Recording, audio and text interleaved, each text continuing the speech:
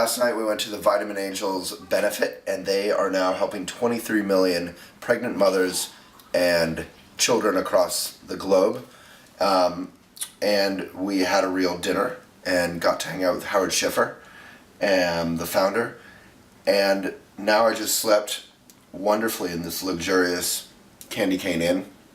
Nothing smells that good. It's all bleachy and kind of gross, but we slept well. We're in beautiful, what used to be beautiful Anaheim before we paved it all. And I'm about to interview, after a little meditation, a lot of coffee, and a short shower, Salba, Earth Balance, Glutino, Salba again, Bhakti, Chai, Udis, and then one other thing. And that's all after the press breakfast. So we're going to take you through the day, and hopefully you'll enjoy it. It'll be short little snippets. If you want the full interviews, you can go to the Walk the Talk Show Fresh Ideas group videos. Morning.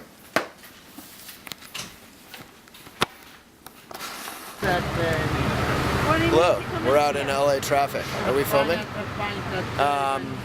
I had something to say, but I didn't know you were going to be filming. Oh, that we had this sweet biodiesel ride, that biodiesel Mercedes that our friend Graham, Vitamin Angels, lent us. It's super vintage and cool and very interesting to drive. You can kind of steer and nothing happens. What else? We're going to the Expo right now. Is there something I was supposed to say? Oh, we're looking at all these beautiful palm trees. We're just having a debate. Palm trees are the equivalent of like lawns in America, where if you didn't water them, they'd basically all die. They're not native. So one thing we like to talk about on Elephant is xeriscape, which is plants that are climate appropriate to where they are.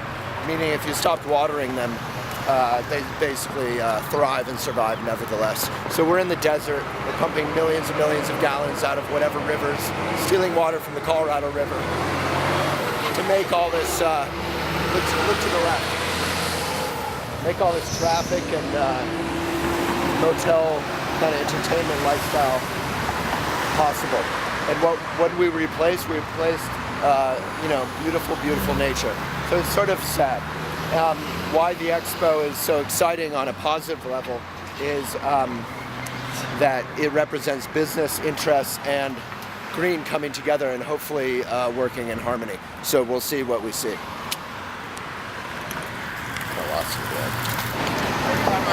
So this is a sort of ceremonial moment at Natural Products Expo West. I just had my first sample. Very grateful for this delicious, healthy granola. It's not organic, but it is non-GMO. An important thing to remember is if a company says all natural or 100% natural, that's literally meaningless. Doesn't mean anything. Hopefully it means non-GMO, but never love or trust a company that's trying to trick you, and all natural is trying to trick you. Also, it's my first bit of plastic waste. Here's the dumpster. We're going to try and keep that to a minimum, but this is a land of samples and plastic.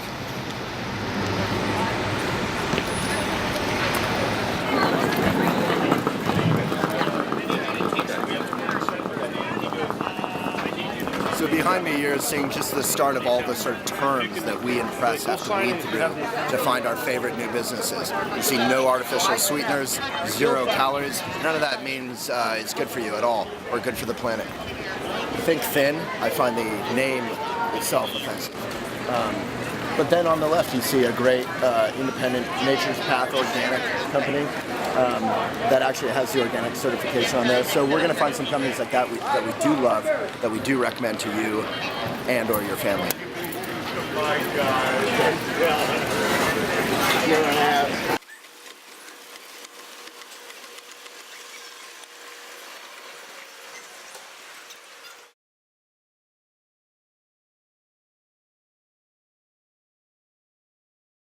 Change can happen. We did an interesting thing in 2011, looking at the childhood obesity epidemic. What could we change? And the #1 source of calories for babies in the U.S., 30% of kids are already overweight as babies in the U.S. The #1 source of calories has been processed white rice flour, processed white flour we call rice cereal. And physicians recommended it, moms recommended it, grandparents recommended it. It was far and away, the first bite of food when we set them on the food adventure. So we decided to change that. We made this little phrase, whiteout. Let's erase that mistake and let every kid's first grain be a whole grain. And the way we did it, didn't have any funding behind it, but went to moms groups around the country and just told them the idea, the science behind it. And they started talking in networks and on Twitter and Facebook and sharing it with their friends, because it was a simple thing. We just said, let your baby's first grain be a whole grain, and they will do it. And at the end of the year, they surveyed physicians who at the beginning, 2-to-1, recommended white rice cereal above everything else for babies. At the end of the year, 93% said they would never do it again. That's a total reversal in 1 year with a simple message and listening to moms. So it sounds like you really moved the needle. Dramatic change. Are you seeing in the mass market this growing hunger for real whole food? Yeah, absolutely. I love your whole dairy revolution work, because I think that is what's happening. It's something people intuitively know they can trust. They can look at a label and see if it's from whole food or not. And it tastes good, and it's got this balance of nutrients in there. That's exactly, it's the big trend I'm hearing from parents.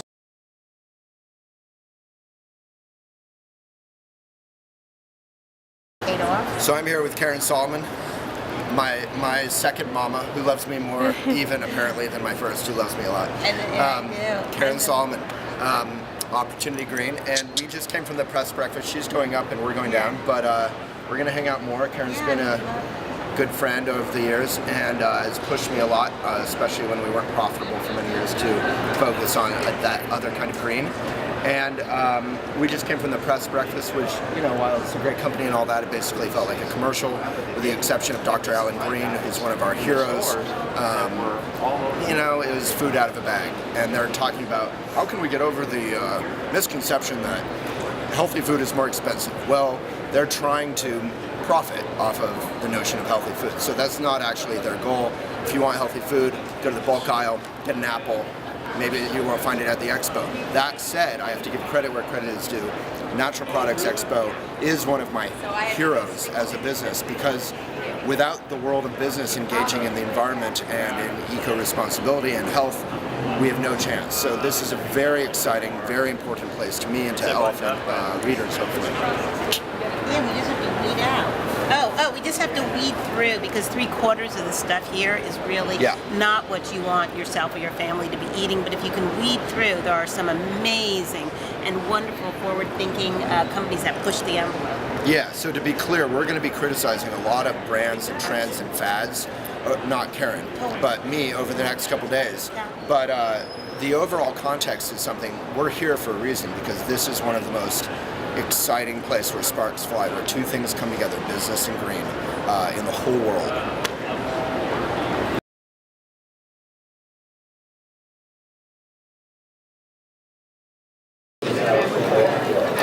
Cool. So, I'm here with a longtime colleague and friend, Catherine. She's worked with and supported Elephant, and hopefully vice versa, for many years. And you're the founder, correct? Of Wish Garden Herbs, which is, you got the shot down there, but there are all these beautiful, actual, healthy, pure herbs. So what's kind of awesome and unique about these that maybe is unique? Well, they're liquid and they go right in, so you get a lot more bang for your buck. We're also getting really good at symptom relief, 5-minute symptom relief, allergies, all sorts of digestive complaints, sleep, stress. So they're liquid extracts for the next generation, eco-medicinals. And what are your most popular sort of remedies, like Kick-Ass Immune? Yes. Kick-Ass Immune is by far our best known one. It's a runaway product. The Sleepy Nights is pretty well known and coming along. Mo Better Belly just got a new name. I like that. And Genius Juice. Genius Juice. Energy without the cost. Energy without kicking the adrenals. Well, thank you. So this is an example of a company that is doing it right and has environmental integrity and health integrity. So thank you. Yes. Thanks, Catherine.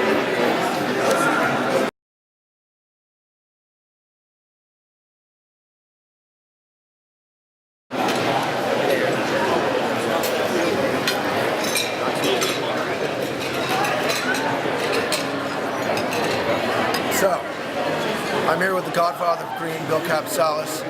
I introduce everyone I know who's awesome. I try and introduce to him because he, I don't even know what your title is, but he connects people and helps them figure out how to make their business a success with integrity. And that word can be kind of rare. Not because people are bad or anything, but everyone's trying to sell, and grow. But in this natural marketplace, integrity is key. So, Bill, how many years have you been here? What's your involvement? Been here 12 years, coming over the last 12 years, and love the passion, love the excitement, love the innovation. Don't like a lot of the copycatting, and I look for ingenuity and innovation, and I like brands that are transparent and honest. So that's what I look for on the floor. Yeah, and so he makes it all sound professional and eloquent.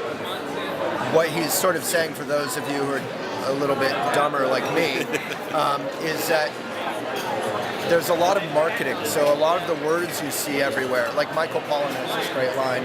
Michael Pollan's an amazing writer about food. He says, if you've seen it advertised, don't buy it. Most of these products are still small enough and have enough integrity that you won't see them on the Super Bowl or whatever. So it's not that success is evil or anything, but how can people maintain a balance between wanting to grow and maybe get investment and keeping the integrity of the environmental benefits and the health benefits? It's a tough business.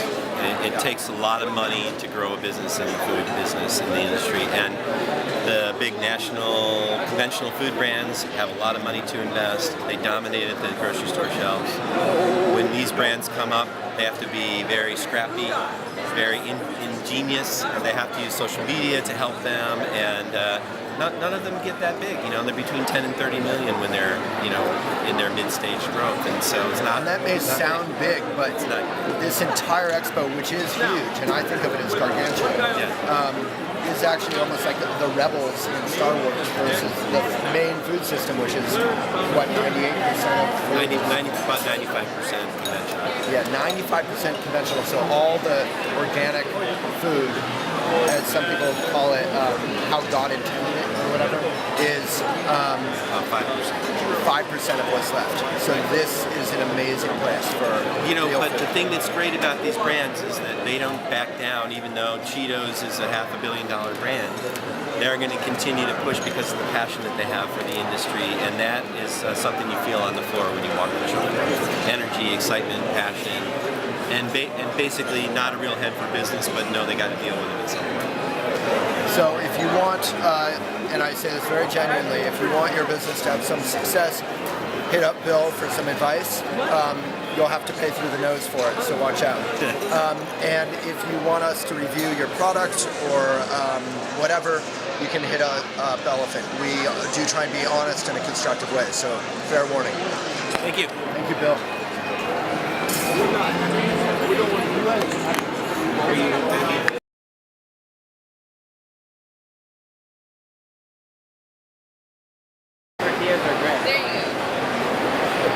Yeah. Okay, Do I let it go? come to Daddy.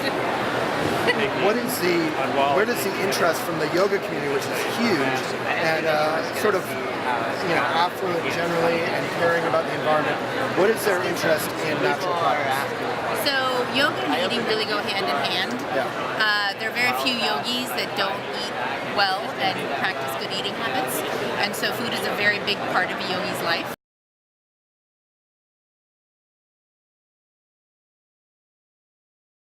All right, I'm here with, as Sylvia Toss says, an industry legend, Joan Boykin.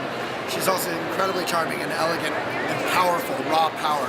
So Joan, from your perspective, what's interesting and inspiring this year? The thing that I'm seeing a lot this year is a lot of sprouted foods, whether it's sprouted grains or beans or seeds. I'm seeing sprouting in chips and in all kinds of snacks, also in cereals. I'm also seeing a lot of analog products like meat analogs and seafood analogs. What's an analog for those out there? Yeah, so if you don't know what an analog is, when you are vegan or vegetarian and you like the taste of meat and the texture of meat and the shape of meat, but you don't want to eat meat, there are products created to be analogous with the meat, but they're vegetarian. And now there's quite a few of them in the seafood area too. So I've seen a couple of fake shrimp, a couple of fake scallops, and are you inspired by that? That sounds a little weird. no, actually, I think it might be great for vegetarians that are looking for a lot of choices. Yeah. But in my opinion, the taste is still lacking. And if you don't have great taste in your product, ultimately it's not going to sell. Well, like I'm vegan and I have a delicious and healthy diet, and I eat barely any analogs, I would say. Yeah. Although there's a couple decent ones. Tofurkey makes a good Italian sausage, but and then what do you find really inspiring? Like what products or trends do give you hope? Yeah, I think I'm really happy to see that there are so many raw products here being shown at the show, because I think for so many years a lot of people stayed away from a raw diet or raw options because A, they think it's boring or I can't do very much with it. But really, once you begin to understand raw food, there's a diverse number of products and lots of great textures, and I'm seeing a lot of that happen. Nice. So I think that's really filling a niche for people that may not be completely raw, but maybe they're dabbling a little bit in raw, a little bit in vegan, a little bit in vegetarian, overall trying to limit the amount of meat and poultry and pork that they're putting in their diet. And Joan, you heard the big news this morning from Whole Foods?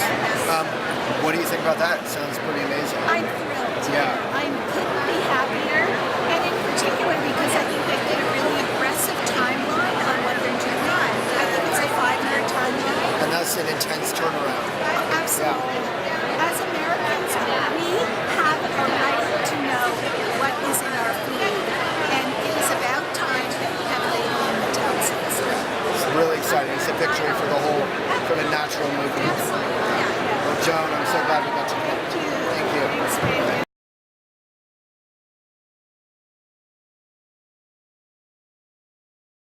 I'm here with a beautiful Sarah Snow. You're beautiful not only because you're beautiful, but because you care about the planet and health and wellness. So you're saying one of your many jobs, other than being famous and talking about green stuff, is to help major conventional brands understand how to connect with consumers who care about health and the environment.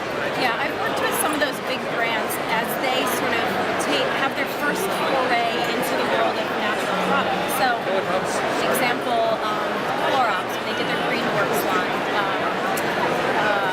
Reynolds Wrap, right? It's tin foil, but they did a line of 100% recycled aluminum foil, and so it was all about, how much environmental savings there was, the lessened environmental impact. So I helped them with their messaging, just getting the word out there. And a lot of people, you sort of sit on one or the other side of the fence. There are a lot of people who are like, oh, those big guys can't play in our world. And I think that that's not fair at all. First of all, I think that there is enough to go around for everyone, and I think it's great. It's like so good. It's everything that I've lived my entire life watching is this industry growing.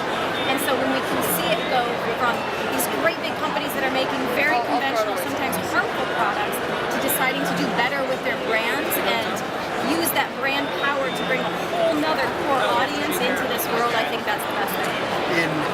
I grew up in a Buddhist family, and in the Buddhist teachings, there's these people called Mahakalas, who are protectors of truth or good, and they're always big scary demons, and the idea is that they used to be just selfish, and now they've been converted to caring about everybody. So in a way, it's like maybe Coca-Cola or whatever major brand we're working with, it's not that they're evil, but they're just trying to make a good living and all that, and then you help them begin to convert and think about the good of the people. Yeah, I mean, let's not be ignorant. There are some companies that are doing harmful things. They know it's harmful and they choose to continue to do that. But there are a lot of other companies, and I like to see the good in everyone, so I think it's the majority of companies who started making a product long before they knew whether or not this was going to be a harmful thing. And now people love that product, so they continue making that product because it's the bread and butter, it's the livelihood for a whole lot of people. So they can continue doing that, but then also choose to do better with another line of products. I think that's where all roads collide in a very good way. Yeah, that was very inspiring. So I'm looking at a very pregnant woman here. So congratulations from everybody. So you're already a mother, and what's one practical tip maybe to leave mothers watching or fathers, families, in terms of raising a healthy, happy child? I think it comes down to, I think there are two elements that are the most important to focus on as a parent, that's food and sleep. I think if you can get your child fed the healthiest, simplest, cleanest, most natural foods, and if you can get them to sleep a lot, that is where you're going to have a healthy child. But I think that in order to have both of those things, you have to have this sort of calm, zen environment in the house. And for me, as a mom, as a woman who went from traveling like 80% of the time, bouncing around, I was in New York one day, I was in LA that same night, all over the place, and really had to be very intentional about saying, for the good of my child and my family, and to raise this person as a solid being, I have to take a step back. And it's a really hard thing to do sometimes as adults, and adults who are used to going 1,000 miles a minute, but it's a short-term sacrifice for another human being that will last them for the rest of their life. So do you make it a point to, keep TV and cell phone and that kind of use limited in the house or something? Yeah, for sure limited. I can't say that we're like a zero technology household because I have my iPhone, and so she sees that and stuff. But for sure limited. Lots of books, lots of music in our house, and she sits at the piano with me. Well, thank you so much, Sarah. We're big fans, so thanks for taking a minute. You're very welcome. All right. See you soon.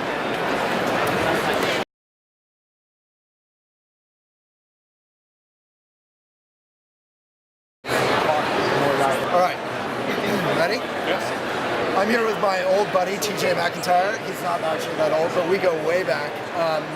And Earthbound has experienced incredible growth and success. Why do you think fuels that? I think the fact that we're focused on the plant-based diet makes it is a distinct difference for the Earth Balance brand, because veganism has grown in popularity immensely, and the idea of just avoiding dairy in general continues to increase in popularity. Yeah. So, but there's a lot of vegan brands out there. I mean, you guys have really kind of, on some level, seems like you've taken over a wide swath. What are you doing differently, even within the vegan market? Well, there's room for a lot of us. There's so many categories that are appropriate to replace dairy in. We have a great head start with our buttery spreads. So if you want to cook, if you want to cook, or if you want to saute, or if you want to bake, we've got the perfect butter replacement, and that's a foundational product that's a staple for a household that's vegan, vegetarian, somebody that's just trying to avoid dairy for heart health reasons. So from that base, we've launched into other categories, and we become a trusted name in dairy avoiding plant-based diet households. So what's ahead in the next year? Are you moving into more almond milk or something? We continue to look for ways to introduce products in the refrigerated section of the store. So products that are, again, replacing dairy, replacing butter, for baking, for cooking. But now we've gotten into the snack category, which is a whole new foray. The Earth Balance brand has not really been in the dry part of the grocery store. And snacks, healthy snacks, are a real big deal, but a lot of them contain dairy. There's still a lot of people that are allergic to dairy, that are vegan, that are avoiding it for ethical reasons. So we can enter in some of those categories, like with our vegan cheddar puffs, that we really make a big difference. Right. Vegan cheddar puffs make a big difference. So you also have a big emphasis on no GMOs. What's that about? GMOs have never been in Earth Balance products from the beginning. When this brand was launched 15 years ago at Wild Oats and Whole Foods, it was launched under the platform of non-GMO. Oils that are made out of canola, that are made out of soy, are commonly genetically modified, or sourced from genetically modified ingredients. One of the trends that we see is consumers more and more, the awareness is being raised around GMOs. So we're well positioned because we've never had GMOs in our brand. Yeah, right. The big news today, which I'm sure you've heard about, is on the front page of elephantjournal.com, thanks to Sylvia, is that Whole Foods has taken an amazing step, first of its kind, to push for full GMO transparency. By 2018, so within 5 years. And we absolutely applaud it. Earth Balance and Boulder Brands as a company have been very active in financially supporting Prop 37, which did fail, but raised a ton of awareness. And That was the prop trying to have GMO labeling. that's right, trying to have proposition to have GMO labeling in the state of California. That failed in 2012 in November, but coming up in 2013 is I-5 Tier 2 in the state of Washington. We're all in on that initiative, just like Whole Foods. Whole Foods is going to continue to support the statewide initiatives, as are we. But for them to dictate that manufacturers are going to have to label GMOs if they're in the products, that's going to catapult this conversation that continues to be hung up by opposition that is able to overfund what momentum we can get in the natural foods industry. Yeah, the money, the corporate money going against just transparency. We're not even saying no GMOs, we're just asking for transparency. Right. Well, and you combine the fact that Whole Foods is going to take that step with their 1,000 store plan right now. They're going to introduce approximately 50 to 70 stores in the next 2 years, but they've got their sights on 1,000 within 5 or 6. So all of a sudden, it's not just the natural foods industry. This is a major national retailer. If you want to sell them products, you're going to have to label GMOs. This is sea change. Yeah, this is sea change. And the Earth Balance brand is well positioned already because we don't have GMOs in the products. Well, TJ, we've known each other for at least 10 years in this industry now. It's great to see you rocking such an awesome brand. Yeah, and good to see Elephant Journal at Expo yet again. Yeah, you bet. TJ McIntyre, Earthbound. We're having delicious vegan, plant-based food, but there's some GMO angle. Now tell me first, explain for dumb people like me, what is GMOs and why don't we love them? Yeah, well, first of all, let me say every product Earthbound has is GMO free. So genetically modified organisms, right? It's monkeying around with food. And honestly, there are a lot of people who say it's not, it's no problem. There are some people who say it is a problem. But what I would say is most people say that we should know about it, right? As you go back to to California last year, Proposition 37, it went down, but you had a whole bunch of people and a movement really started around, we should know if there are genetically modified organisms in our food. That seems commonsensical. Now you've got 522 in Washington State. I think you're going to see more and more folks really demanding to know what's in that product, right? As you look at sales, particularly in the natural foods channel, the growth in sales versus for non-GMO products versus products that have GMOs, now you're starting to see a big gap come up. Non-GMO product sales are starting to really eclipse the GMO product sales. It's always been core to our business because, frankly, we just want real food. So you want to know about trends in the natural marketplace, non-GMO, GMO-free certified, that's as big as it gets right now. Yeah, that's right. I would say GMO-free, gluten-free, organic are the top 3 things. And organic, of course, has been around for a long time, but GMO-free, gluten-free, I'd say are right on the heels of it. And just to be clear on the whole GMO discussion, we're not saying it's good or bad, we're just asking for transparency and to know that it's safe before it's in our face. Yeah, let me point something out to you. So I want to give a plug for Non-GMO Project. This is a certification program that our soy milk enjoys the certification of. You see a lot of products now. I think there's over 3,000 non-GMO projects, certified products on the shelves of Whole Foods now. Really up and coming, important. So all you have to do is look at that seal and say, yeah, it's safe. All right, non-GMO certified. So if you're a brand out there or if you're a consumer, look for that non-GMO certification. God bless. Dwayne. Thank you.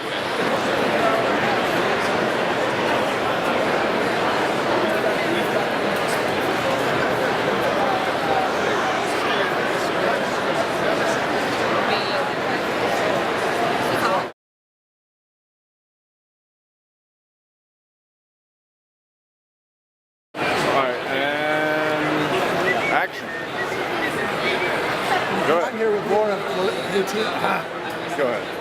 Outtakes.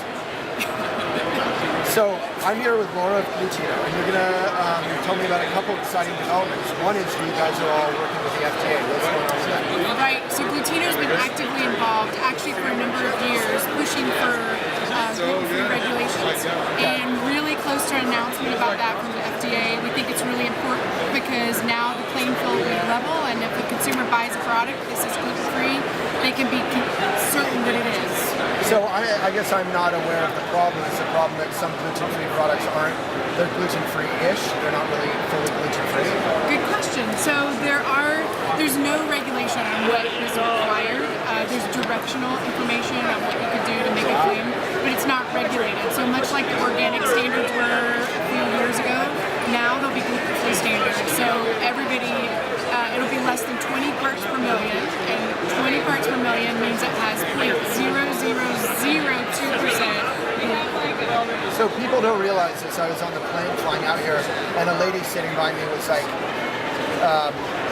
I was criticizing the term all natural, which is not certified, or it just doesn't mean anything. 100% natural is not a bad term, but it doesn't really mean anything particularly. And she said, yeah, that's like organic, right? And I said, no. Organic's actually certified as meat. So that's what you're doing with the gluten-free certificate. You're creating a certification. Right. So there are standards that people follow, roughly. But there's a lot of different discussion. It could be 20 parts per million. Some people measure it 30 parts per million. Glutino, actually, this will be more just validation for our brand. We actually already produce it less than 10 parts per million. But now the playing field will be level. It's a little unfair at this point because you can't really be sure at what standard people are following. Good for you. So that's exciting. It is exciting. And is it going well with the FDA? You think it'll go forward? Oh, I do think it's. They've been awesome about it and very supportive. It's been a lot of fun, a lot of education, and to see them being supportive of the food industry in such a way is always encouraging, right? Right. Yeah, we all love to criticize the government, but it's great to see them, do some good stuff. Exactly. So, the other thing that's exciting is you're working on non-GMO project certification or verification. Verification. Yes. So what does that mean? So we're participating with the Non-GMO Project, which is an enormous industry-wide project to get products verified as non-GMO. And Glutino now has 12 items that have been non-GMO certified, and it's a whole process by which you apply, and they review all your processing, all your ingredients, to be certain that the sourcing is from a non-GMO source. And so it's good for our brand because it just shows our commitment in the industry to provide clean and wholesome products, but also for the consumer that they can now make informed decisions about their food. And if it's organic, then it's also GMO free, right? Is it possible to offer organic products that are GMO free? That are gluten free. So we do have a couple products in our line that are certified organic. We find that for the gluten-free consumer, really the major threshold is that it's gluten-free and safe for you. Of course, there's a premium price to that. There's a premium to organic, and so we really walk a fine line there because we want to provide affordable gluten-free food to consumers. So where it's possible. So just one question, because I personally love organic. Is it possible to offer a more expensive version that would, like a two-tiered for those who aren't concerned so much about it and for those who love it? Sure, I mean that is a possibility, and one of the things that we're considering now that we're into the non-GMO certified or verified and moving into more organic. So, I mean, I would say it's always something that we really consider. We really do a lot of conversation with our consumers to find out what's really the most important aspect for them, what they're willing to pay for. Okay. Yeah. So one thing I understand is that you have a wide range of products. People can find a lot of their sort of conventional family products they can find gluten-free. What are some of the products that you are enthusiastic about? Sure. Well, what we love to say is that we're the gluten-free interpretation of mainstream favorites. So if it's gluten-full and people love it, let's make it gluten-free and make people love that too. So toaster pastries, brand new at the show that we're focusing on. And clearly it's like the Pop-Tarts that we all enjoyed as kids, right? But now we have the gluten-free interpretation of that. So exciting. And if you look at all of our communication channels, just hear people talking about it. Moms are happy, kids are happy. It's just really a fun thing, right? We here at Elephant Journal are going to have to extensively review Pop-Tarts for probably a 2-year study of just Pop-Tarts every morning. Yeah. They're delicious. Isn't that fun? And the second thing is Oreo cookies. So everybody loves an Oreo, right? And we have an awesome gluten-free interpretation of an Oreo sandwich cookie, and they stack just like that. You can open them up and eat the cream first. We all have different ways in office about how we enjoy our sandwich cooking, but that's another example. Our pretzels are best known, best selling, most loved product, and many people choose to eat that instead of a gluten-full version, whether they're gluten intolerant or not. So with these kind of products, they're starting to appeal well beyond those who have celiac disease. The growth in gluten-free has been huge, right? Right. What is the movement in the market of gluten-free? Sure. So there's 3 million people that have celiac disease, 40 million people that are gluten intolerant, but we know there's a whole level of engagement with gluten-free products beyond just that, of people that enjoy just good, wholesome food. Our ingredient lines are really clean, and I think people appreciate it for that. But also many other medical conditions, secondary medical conditions, are enjoying mitigation of a lot of their symptoms by following a gluten-free diet. And that would be things like arthritis, ADHD, even some children with autism, that when they follow a gluten-free diet, their symptoms are improved. And that's pretty exciting because it just makes the market that much bigger. And if you eat gluten-free and just feel better, I mean, we all took a gluten-free challenge in the company during the month of January this year, and just numbers of people, all of us just had anecdotal things that we just felt better. So everybody could use a little less gluten.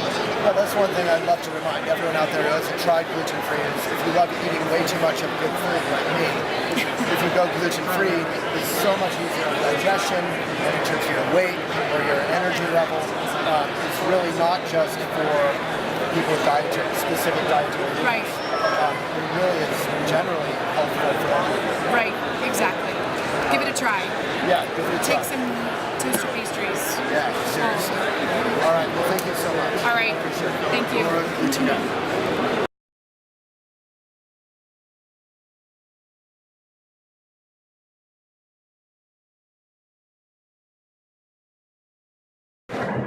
I'm honored to be here with Mark Retzoff, who's my idol. I had a poster of him on my entrepreneur's wall when I was a little kid. Mark has founded half the companies literally here at Natural Products Expo West. Why do you think it's important for the whole organic industry to work together to better educate and make this organic stuff accessible, not just to the club, but outside, beyond the quad? Because our organic food is better for us, it's better for our children, and it's better for the planet. I mean, that's the simple answer. But most importantly, we've got to be able to communicate the benefits that we know about organic foods and organic products. And currently, a number of market orders, we have 70 or 80 market orders here in the United States where money is going into research. None of that money is being used for organic research. So, for example, in the dairy industry, there's over $100 million a year that's collected off of the sale of milk that goes to research. Not $1 goes to organic research. That's why we really have to have this program, so that those dollars are going towards talking to people about what's the benefits of organic agricultural products and why they're better for us. And that way, everybody has the opportunity to make their own choice, but they make an informed choice. Right. Well, thank you, Mark. It's an honor to talk to you.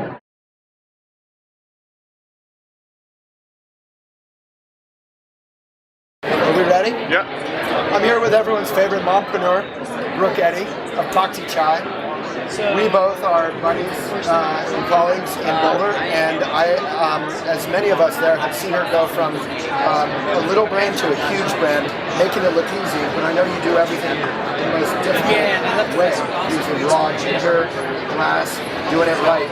So maybe tell me about how you make doing everything really mindfully look so easy and fun. Well, thank you for thinking that we're doing it easy, but it's been a struggle, and it's constantly a struggle, and in this industry you have to love what you're doing and try to have fun.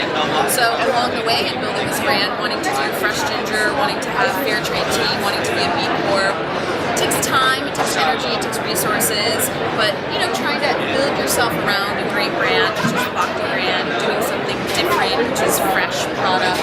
Also having a social mission involved, and having this team of employees and partners and investors who are all working for the same mission, just to bring people fresh product and do it in a right, sustainable way.